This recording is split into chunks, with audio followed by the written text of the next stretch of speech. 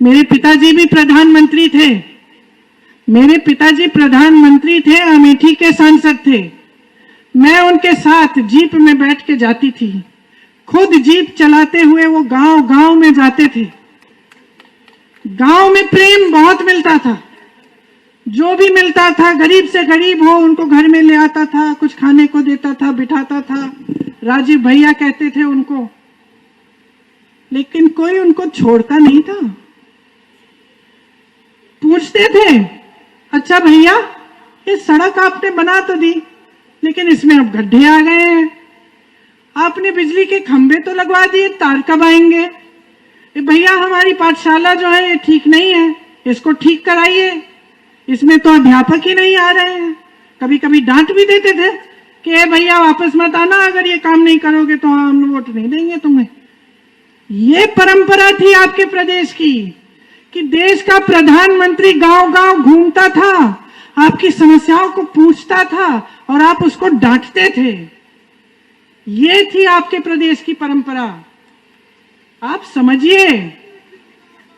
समझिए कि लोकतंत्र को किस तरह से पलट दिया है इन्होंने, कि आज प्रधानमंत्री मंच पे ही आते हैं, दिखते हैं तो चुनाव के समय या टीवी पर, और जब आते हैं तो आपसे कहते हैं कि आप पे बहुत बड़ा एहसान किया है उन्होंने, एक बुरा राशन पकड़ा दिया, आपने खाता खोल दिया, ये 500-600 रुपए भेज दिए, 2000 रुपए भेज दिए, बहुत बड़ा एहसान। खुद कहते हैं कि जनता ने मोदी जी का नमक खाया है, हमने टोका तो बदल दिए, 2 दिन में बदल दिए।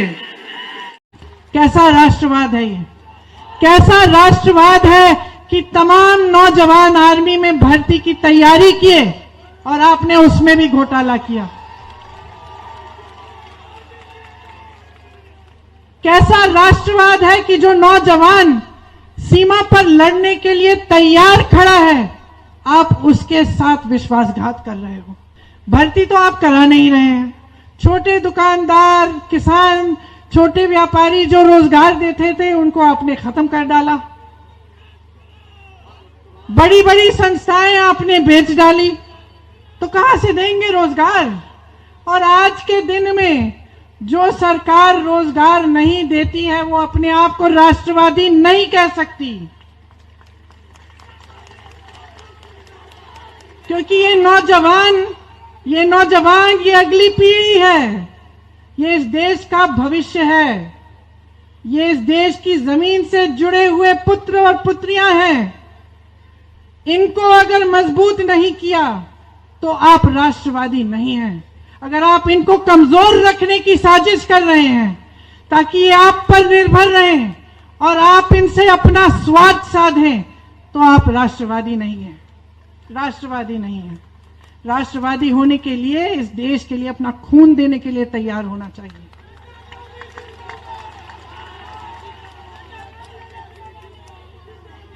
और राष्ट्रवादी होने के लिए जिन शहीदों ने अपना खून दिया इस देश के लिए, उनको गाली देने की हिम्मत नहीं होनी चाहिए अगर कोई कहता है कि वो राष्ट्रवाद है।